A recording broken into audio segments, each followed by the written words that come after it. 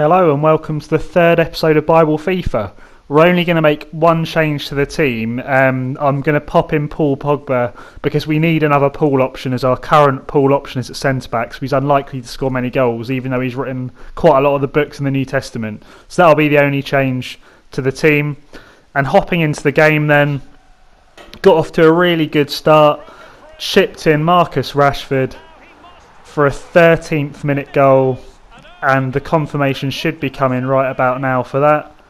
So 13 minutes, that gives us a couple of options for a Mark Bible passage, but then the guy I was playing against equalised, so that was 1-1, and then again for the second episode running, a penalty which I thought was extremely soft, but again the guy didn't capitalise. I managed to get the save, so it was still 1-1. However, the guy then went 2-1 up with that strike. But then I managed to get Matheus Pereira in for a 2-2, which means that we can read something from the book of Matthew. And as you can see, the 59th minute, so we'll do something in relation to that. But then up the other end, he goes, puts himself 3-2 up. And I'm thinking, the forfeit is looming. And he, to be fair to him, this was a nice goal for 4-2. And that was the end of the match. So I will have to do a forfeit for next episode. And we have a couple of options though still for the Bible passage, which we will hop into now.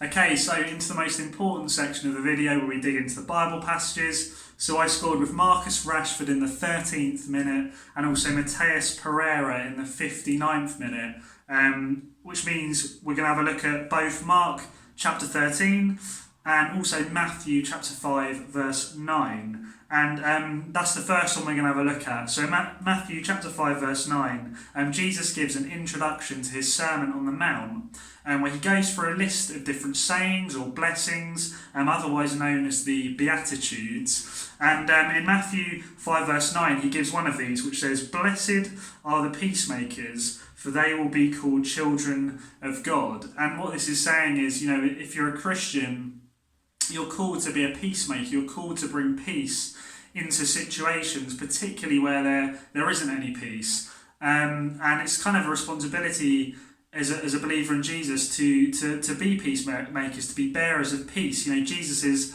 our ultimate example of peace, the Prince of Peace. And the way we're going to be more peaceful as believers, if you believe in Jesus, is by staying close to Jesus, staying rooted in him, spending time with him. The more you do that and the more that you experience his peace for yourself, the more you're going to be able to offer that peace to other people.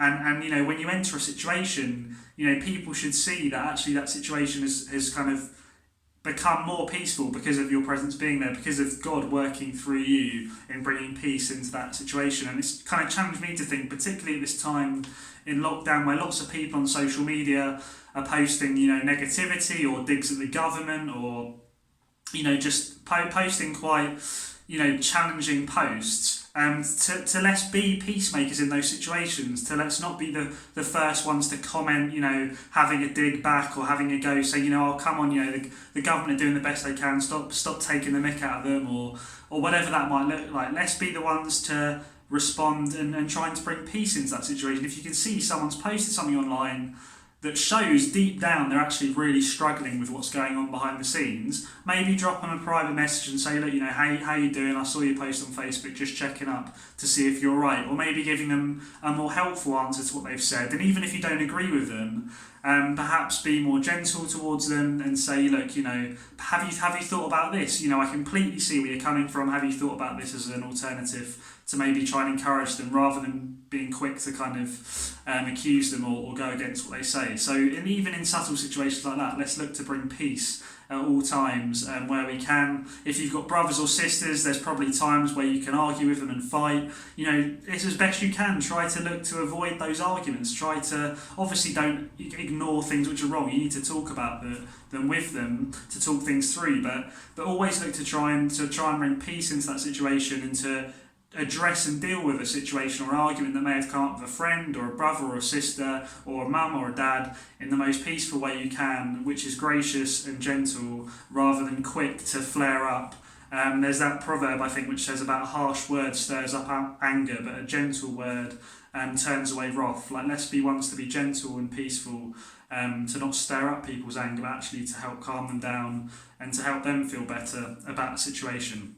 So that's the first kind of passage I wanted us to look at. And then Mark chapter 13 is the second one. And this talks about signs of kind of when Jesus is close to returning. So it starts off in verses 1 to 2. It goes like this: "And as he came out of the temple, one of his disciples said to him, 'Look, teacher, what wonderful stones and wonderful buildings.' And then Jesus replied to him and said, 'Do you see these great buildings?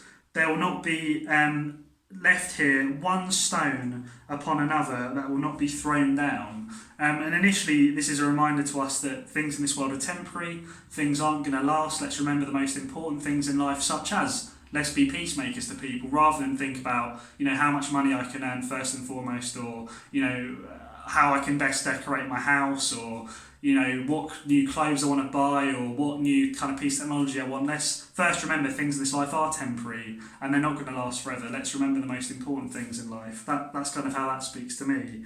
And then he goes on, and some of the disciples asked Jesus, okay, so when these stones are going to be thrown to the ground, Jesus is referring to how, one day he's going to return and these things are going to be no more. Well, okay, when will this be? When will you return?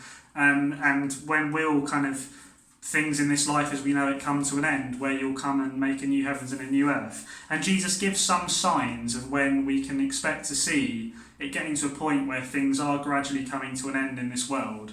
And he lists a few things, such as, he says there will be wars, there will be famines, and there will be earthquakes. Initially, will be initial kind of signs that things in this life are coming towards an end. And I think, that includes things such as coronavirus. Jesus refers to them as birth pains. And throughout the Bible, like in Revelation, we can see that there are these groanings of the earth. Ever since the fall where Adam and Eve messed up, there's been sin and suffering that's polluted the earth. And we can see, the sufferings in this world and the natural disasters and earthquakes. Partly it seems to be God's allowing them as a form of judgment because of the sin, but also just a consequence of the fall and the way that, all this suffering is entered. And I think coronavirus is just one of these kind of groanings or birth pains that as a result of the things that, how humans messed up in the first place of Adam and Eve. So he said there'll be those things initially, and then after that there'll be kind of brothers killing each other. It also says that children will rebel against their parents and even kill some of their parents. Quite shocking things like that. It also talks about false teachers and false prophets, kind of claiming to be Jesus and even doing signs and wonders to confuse people, but doing them obviously out of wrong motives, coming as a form of deception. So there are other kind of clues it gives that we're going to see these sorts of things before we get to Jesus returning and making a new heavens and new earths.